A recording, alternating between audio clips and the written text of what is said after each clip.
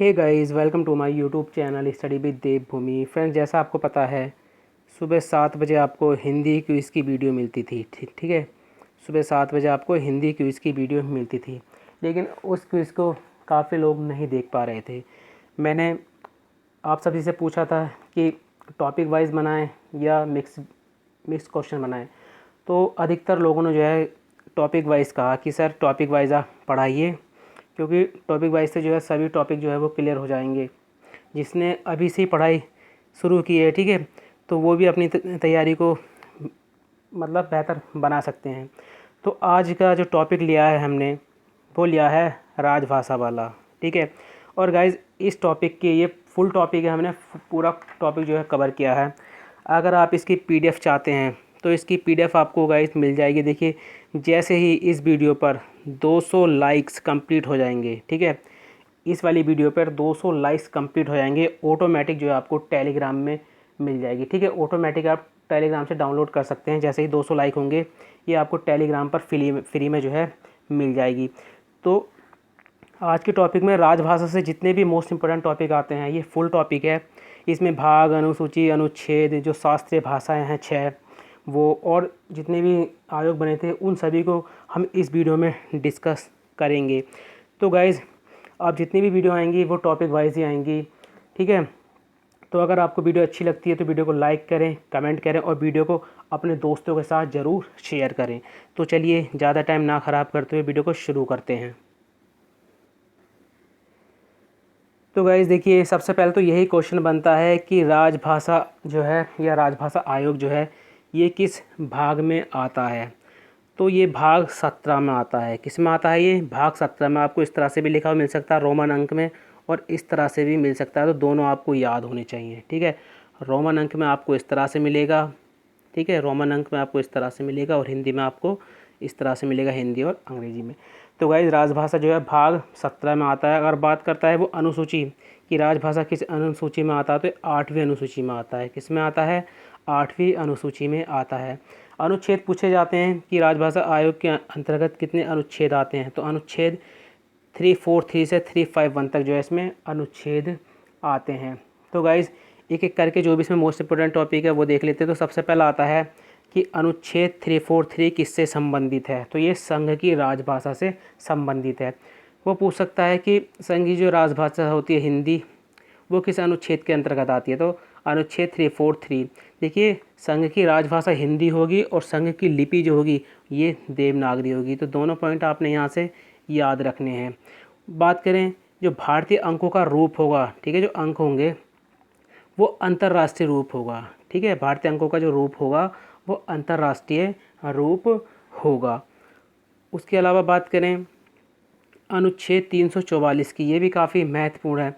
तो राजभाषा के लिए आयोग गठित करना, ठीक है, क्वेश्चन आता है कि राजभाषा के लिए आयोग गठित करना किस अनुच्छेद के तहत आता है, तो अनुच्छेद 344। तो देखिए, राष्ट्रपति संविधान के प्रारंभ से, ठीक है, संविधान जो लागू हुआ था 26 जनवरी 1950 से, ठीक है, 26 जनवरी 1950 से। तो राष्ट्रपति संविधान के प्रारंभ से 5 वर्ष की समाप्ति पर तथा संसद की समिति संविधान के प्रारंभ से 10 वर्ष की समाप्ति पर आदेश द्वारा एक आयोग गठित करेगा। तो अगर वो राष्ट्रपति की पूछ लेता है कि राष्ट्रपति कितने वर्ष की समाप्ति के बाद और या संसद की समिति कितने वर्ष की समाप्ति के बाद, तो दोनों पॉइंट आपने याद रखने हैं। तो देखिए, राजभाषा आयोग एक सभापति और भिन्न भिन्न भाषाओं का प्रतिनिधित्व करने वाले अन्य सदस्यों से मिलकर बनेगा। उसके अलावा देखिए, जो राजभाषा आयोग बनेगा, ठीक है, वो किन मामलों पर राष्ट्रपति को अपनी सिफारिश देगा, तो एक एक करके आप याद रखें, क्योंकि ये इस तरह के क्वेश्चन जो है यूके पीसीएस होता है, ठीक है, यूके पीसीएस होता है, उसमें काफ़ी पूछे जाते हैं इस तरह से क्वेश्चन। और ये टॉपिक वैसे भी आपको पता है यूके SSS के लिए काफ़ी महत्वपूर्ण है। तो पहला है, देखिए इसमें शासकीय प्रयोजनों के लिए हिंदी का आधिकारिक प्रयोग। दूसरी सिफारिश देगा राष्ट्रपति को कि शासकीय प्रयोजनों के लिए अंग्रेजी के प्रयोग पर निर्बंधन, मतलब अंग्रेजी का प्रयोग जो है वो बंद किया जाए। अगला है उच्चतम न्यायालय तथा उच्च न्यायालयों में प्रयोग की जाने वाली भाषा के बारे में। तो ये जो है राजभाषा आयोग राष्ट्रपति को अपनी सिफारिशें देगा। अगला है इसमें कि प्रयोग किए जाने वाले अंकों के बारे में, ठीक है, जो प्रयोग करने वाले अंक होंगे उनके बारे में आयोग राष्ट्रपति को सिफारिश करेगा। अगला है संघ की राजभाषा तथा संघ और किसी राज्य के बीच दो या दो राज्यों के बीच पत्राचार की भाषा के बारे में सिफारिश करेगा। मान के चलो उत्तराखंड की हिंदी है, ठीक है, हिंदी है, यहाँ पे आप तमिलनाडु से पत्राचार करेंगे तो वहाँ पर आपको पता है तेलुगु है, ठीक है, तमिलनाडु में तेलुगु है, तो ये भाषा भी निर्धारित कौन करेगा? राष्ट्रपति। ठीक है, ये सिफारिश कौन करेगा कि किस भाषा में उनका पत्राचार होना चाहिए। तो देखिए उसके बाद आता है मोस्ट इम्पोर्टेंट अनुच्छेद 343 का 3, ये काफ़ी महत्वपूर्ण है गाइज। तो आयोग से यह अपेक्षा की गई है कि वह भारत की औद्योगिक, सांस्कृतिक और वैज्ञानिक उन्नति का और लोक सेवाओं के संबंध में अहिंदी भाषी क्षेत्रों, ठीक है, अहिंदी भाषी क्षेत्र कौन से हो गए? जैसे तमिल वाला हो गया, तो अहिंदी भाषी क्षेत्रों के लोगों के न्याय संगत दावों और हितों का ध्यान रखेगा। ये पूछ लेता है, ठीक है, कि किस अनुच्छेद के तहत। अगला है अनुच्छेद 344 में, देखिए यह उपबंध है कि संसद के दोनों सदनों, कौन कौन से, लोकसभा व राज्यसभा की 30 सदस्यों वाली राजभाषा समिति का गठन किया जाएगा। क्वेश्चन आता है कि संसद के दोनों सदनों की, ठीक है, 30 सदस्यों वाली राजभाषा समिति का गठन किस अनुच्छेद के तहत होता है? तो ये अनुच्छेद 344 के तहत होता है। और राजभाषा समिति के जो सदस्य होते हैं, पूछे जाते हैं कि राजभाषा समिति के जो कुल सदस्य होते हैं वो कितने होते हैं? तो ये होते हैं गाइज 30। अब इसमें से 30 में से वो पूछ लेता है कि उसमें लोकसभा के कितने सदस्य होते हैं और राज्यसभा के कितने सदस्य होते हैं। तो देखिए 30 सदस्यों में से जो लोकसभा के सदस्य होते हैं ये 20 सदस्य होते हैं, ठीक है, और राज्यसभा से कितने लिए जाते हैं? 10 सदस्य, यानी टोटल 30 सदस्य होते हैं। संसदीय राजभाषा समिति, देखिए राजभाषा आयोग की रिपोर्ट पर विचार करेगी और अपना प्रतिवेदन राष्ट्रपति को देगी। तो संसदीय राजभाषा समिति जो है, ये समिति राजभाषा आयोग की रिपोर्ट जो इसको सौंपेगी, ठीक है, इस रिपोर्ट पर विचार करेगी और अपना प्रतिवेदन किसको देगी? राष्ट्रपति को। अगला है प्रथम राजभाषा आयोग। आपको पता है यहाँ से क्वेश्चन काफ़ी बार पूछा गया है, very very most important question है गाइज। ये तो जितनी बार आप इसको पढ़ेंगे उतना कम है, ठीक है। तो प्रथम राजभाषा आयोग, तो गाइज देखिए प्रथम राजभाषा आयोग की बात करें तो सबसे पहले इसका गठन पूछा जाता है, यहीं से एक नंबर का क्वेश्चन बन जाता है, यूके SSS यहीं से पूछता है और ये काफ़ी बार पूछा भी गया। तो 7 जून 1955 को प्रथम राजभाषा आयोग का जो है गठन हुआ था। इसके जो अध्यक्ष थे बाल गंगाधर खैर, ठीक है, इनको बीजी खैर भी कहते हैं, इसलिए इस आयोग को बीजी खैर आयोग भी कहा जाता है। बाल गंगाधर खैर ने जो अपना प्रतिवेदन या रिपोर्ट प्रस्तुत की थी, ये 31 जुलाई 1956 को अपनी रिपोर्ट जो है प्रस्तुत की थी, ठीक है। उस समय पर राष्ट्रपति कौन थे? याद रखना, पूछ लेगा। तो डॉक्टर राजेंद्र प्रसाद उस समय पे राष्ट्रपति थे, तो ठीक है, इन्होंने जो है राष्ट्रपति को अपनी रिपोर्ट सौंपी थी। देखिए डॉक्टर राजेंद्र प्रसाद जो थे ये 26 जनवरी 1950 से 13 मई 1962 तक जो है राष्ट्रपति पद पर रहे थे। ये प्रथम राष्ट्रपति थे भारत के और सर्वाधिक अवधि तक राष्ट्रपति रहने वाले व्यक्ति थे। तो यहाँ से कई क्वेश्चन आपके बन जाते हैं। तो देखिए प्रथम राजभाषा आयोग के अध्यक्ष बीजी खैर ने अपनी रिपोर्ट राष्ट्रपति को 31 जुलाई 1956 में प्रस्तुत की, जिसमें प्रमुख सिफारिशें थीं जो इन्होंने राष्ट्रपति से की थी। देखिए कौन कौन सी थी वो? विभिन्न प्रादेशिक भाषाओं, ठीक है, विभिन्न प्रादेशिक भाषाएं राज्यों में प्रशासकीय कार्यों के माध्यम के रूप में शीघ्रता से अंग्रेजी का स्थान ले रही हैं, ठीक है। दूसरा क्या था कि संविधान के अंतर्गत राजभाषा के संबंध में एक समेकित योजना प्रारूप तैयार किया गया है, जिसके भीतर राजभाषा में अवस्था अनुसार समायोजन किया जा सकता है। तीसरा था कि वर्ष 1965 तक अंग्रेजी को मुख्य राजभाषा के रूप में और हिंदी को उपराजभाषा के रूप में चलाना चाहिए। अगला था कि वर्ष 1965 के पश्चात हिंदी संघ की प्रमुख राजभाषा हो जाएगी और अंग्रेजी केंद्रीय राजभाषा के रूप में चलती रहेगी। तो ये इनके प्रतिवेदन थे जो उन्होंने राष्ट्रपति से कहे थे। संयुक्त जो संसदीय समिति द्वारा रिपोर्ट पर विचार करने के उपरांत राष्ट्रपति ने, ठीक है, जो ये रिपोर्ट उन्होंने सौंपी थी, 27 अप्रैल 1960 को एक आदेश जारी किया, ठीक है। इन्होंने राष्ट्रपति ने जो है संयुक्त संसदीय समिति द्वारा रिपोर्ट पर विचार करने के बाद ये रिपोर्ट दे दी संयुक्त संसदीय समिति को।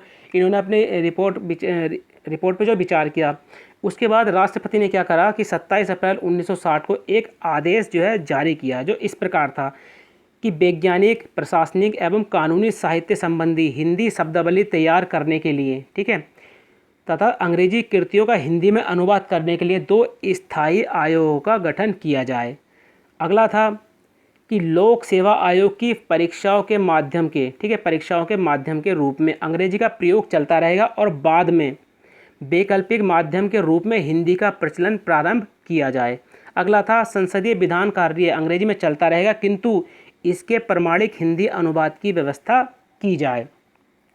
जो प्रथम आयोग था उस पर टिप्पणी जो की थी, देखिए प्रथम पूछा जाता है कि प्रथम राजभाषा आयोग पर जो टिप्पणी की थी ऐसे असंतुष्ट कौन थे। तो देखिए आयोग के 2 सदस्य थे, सुनीत कुमार चटर्जी जो बंगाल के थे और पी सुब्बारोयन जो तमिलनाडु के थे। ये आयोग की सिफारिश से जो है असहमत थे, मतलब ठीक है, तो इन्होंने आयोग की सिफारिश से असहमति प्रकट की थी।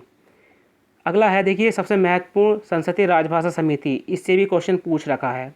तो सबसे पहले तो यही क्वेश्चन बनता है कि इसका गठन कब हुआ था, संसदीय राजभाषा समिति का गठन कब हुआ था। तो 16 नवंबर 1957 को, ठीक है, 1957 को जो है संसदीय राजभाषा समिति का गठन किया था।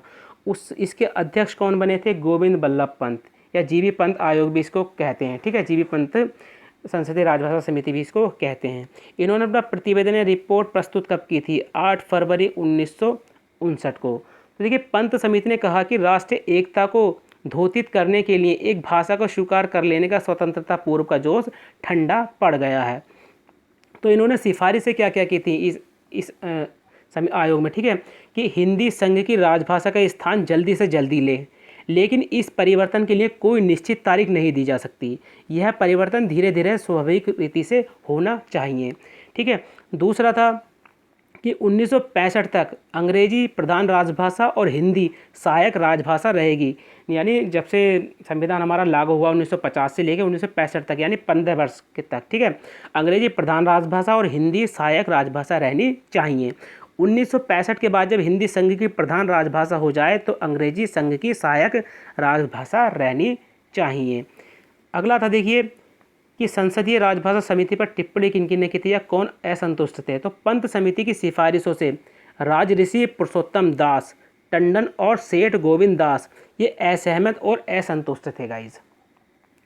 चलिए अगला क्वेश्चन है राजभाषा अधिनियम 1963। ये क्वेश्चन गाइज कनिष्क सहायक 2019 में पूछ रखा है, ठीक है, और भी एग्जाम में जिनमें पूछ रखा है। तो क्वेश्चन आया था कनिष्क सहायक 2019 में UKSSC में कि राजभाषा अधिनियम अस्तित्व में आया, तो ये 1963 में आया था गाइस, ठीक है।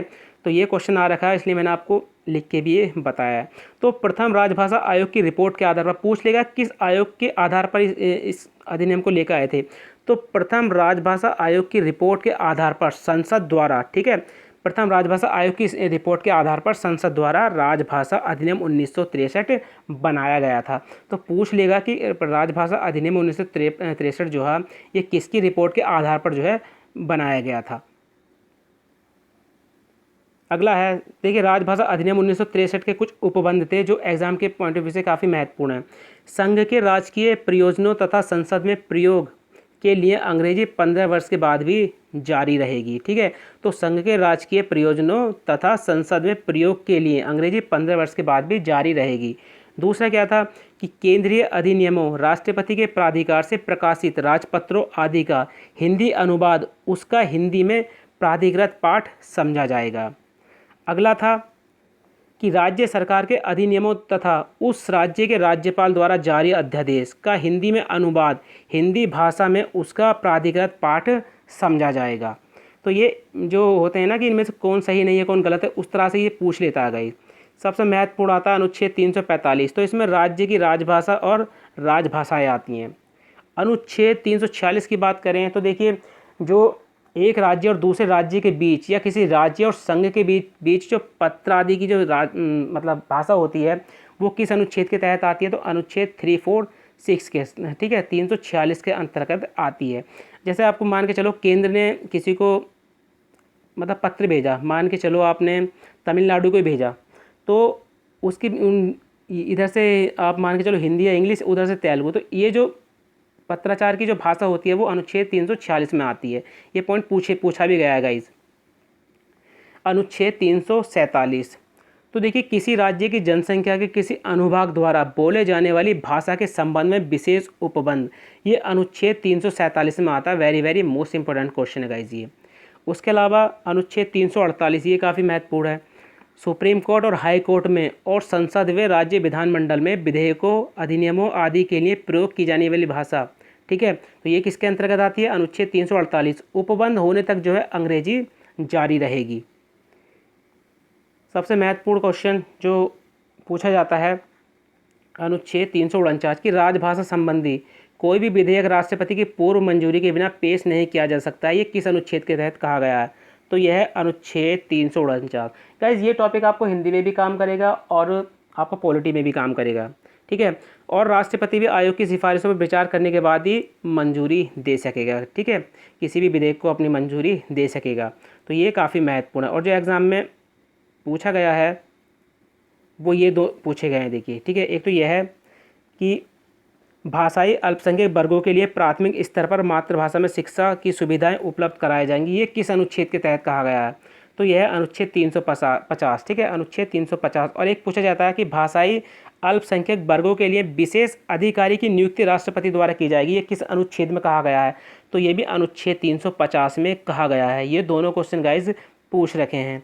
अगला क्वेश्चन है कि अनुच्छेद 351 किससे संबंधित है या हिंदी के विकास के लिए निर्देश किस अनुच्छेद में दिए गए हैं? तो यह है अनुच्छेद 351 में।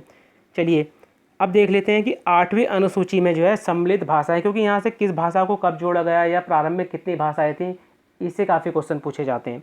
तो 8वीं अनुसूची में सम्मिलित भाषाओं की बात करें तो प्रारंभ में 14 भाषाएँ थीं, ठीक है, प्रारंभ में जो है 14 भाषाएं थीं। तो वो 14 भाषाएं भी गाइज आपको पता होनी चाहिए।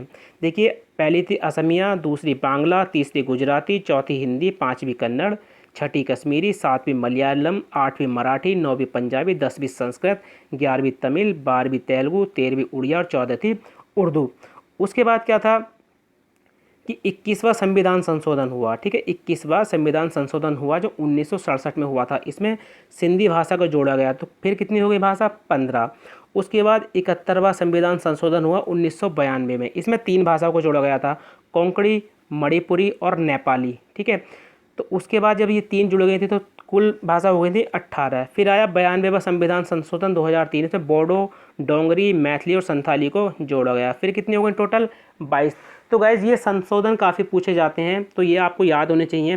पूछ लेगा कब हुआ था, कौन सा संशोधन हुआ था, किस भाषा को जोड़ा गया था, किस संशोधन में कितनी भाषाएं जोड़ी गई, ये भी आपको पता होना चाहिए गाइस, ठीक है। कभी आप ये ऊपर नीचे हो जाएं, पता चले 92वें संविधान संशोधन में आप नेपाली को नीचे रख दो या मैथिली को ऊपर रख दो, तो ये क्रम भी आपको याद होना चाहिए।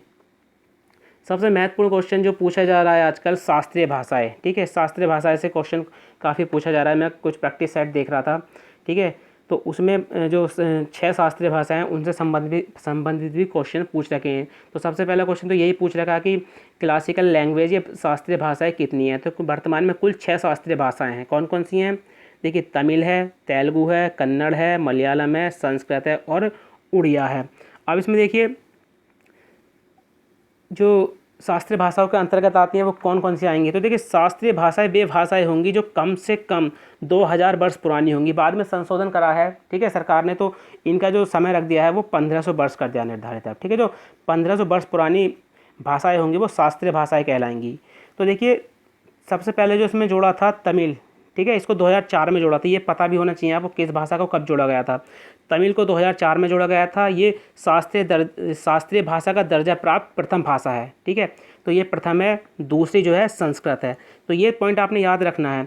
उसके बाद संस्कृत को 2005 में जोड़ा गया, कन्नड़ को 2008 में, तेलुगु को, ठीक है, इन दोनों को, कन्नड़ और तेलुगु को 2008 में, मलयालम को 2013 में और उड़िया को 2014 में। तो किस वर्ष इन भाषाओं को भी जोड़ा गया था, ये क्रम भी आपको याद होना चाहिए गाइज।